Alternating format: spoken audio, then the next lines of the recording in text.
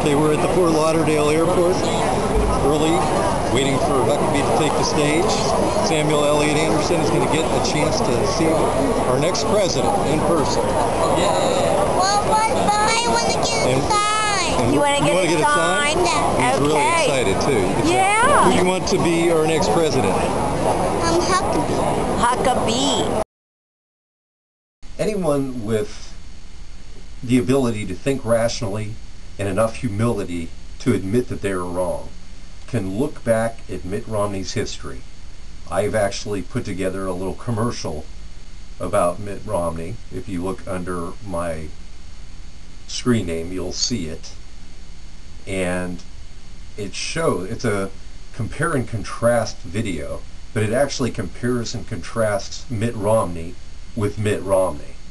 So there's no conjecture in there. It's his statements against his statements. And you'll be amazed. This guy has dropped Ronald Reagan's name every chance he's gotten. He is setting a record in the number of times the venerable Reagan's name could be dropped by one person in one presidential campaign, as if he's learned in some focus group that he commissioned that this is what it's going to take to get elected. Say the name every chance that you can get.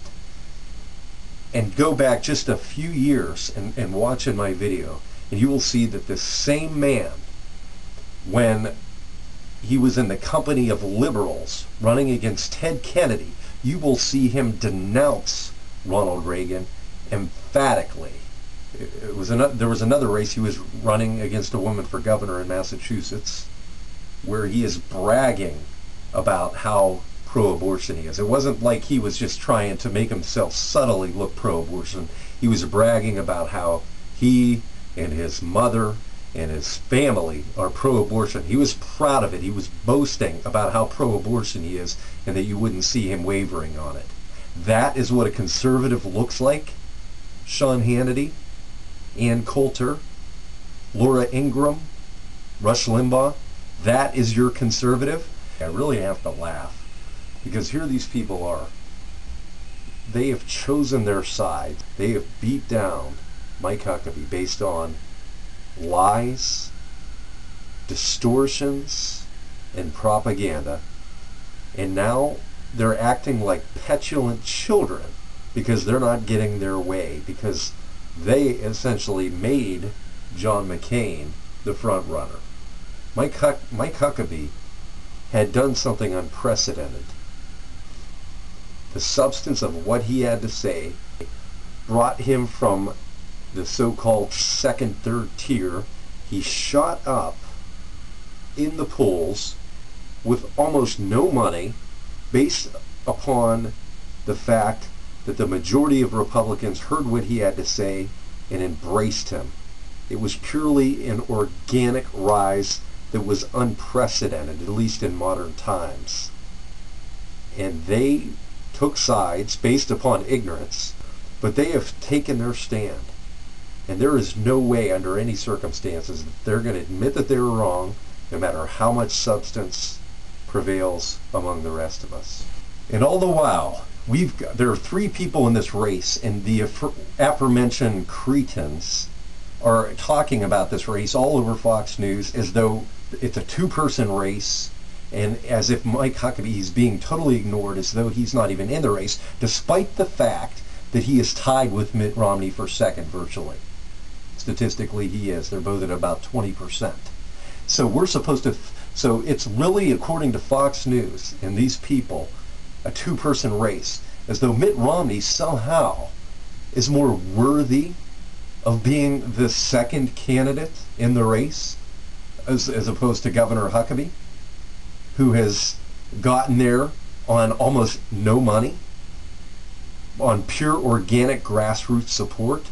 It's really insulting. And this gentleman, you're calling the liberal, you're supporting Mitt Romney, who bragged about how pro-abortion he is and how he wouldn't waver from that position, how he denounced Ronald Reagan in the presence of Ted Kennedy, running against Ted Kennedy and the liberals.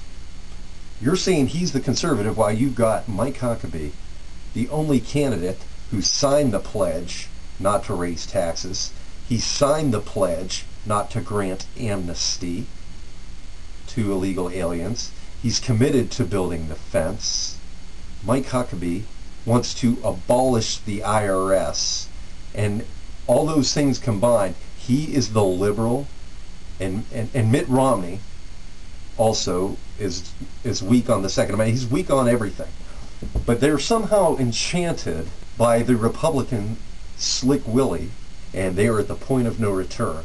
This is an issue of pride, and this is an issue of egregious manipulation. And I've said before, the Fox News Network ought to be embarrassed to call themselves fair and balanced. They ought to be embarrassed to even call themselves a news network anymore. In fact, they should be registered as a 527, because they are nothing but lapdogs for Mitt Romney. I've given cogent examples of the past. I'm not just making accusations. I have hours of video that I've taken where Fox News over and over again has invited people on who appear to be using talking points. After Huckabee won Iowa, these people were talking about how nice a guy Mike Huckabee is. Kind of like Gomer Pyle. These are different people on day by day saying the same things, comparing this Southern gentleman to Gomer Pyle. That is egregious. It is a stereotype, an ignominious one at that, and I believe it's an insult to the Southern people. And I believe, just as Governor Huckabee was asked at one point what he thought of the federal intervention into states who use the Confederate flag, what he thought of federal intervention in such cases, he said that he wasn't going to be baited into telling what he thought of the flag, but as a governor of a state, a sovereign state, if the federal government were to try to impose their view on that, the Southern people will tell them what to do with the poll. In a similar vein, I believe that the Southern people on Super Tuesday are going to reject this insult on their intelligence simply because they speak with a Southern accent. I believe they are going to reject that, and they are essentially going to tell the media what they can do with their polls. And there are countless of other examples.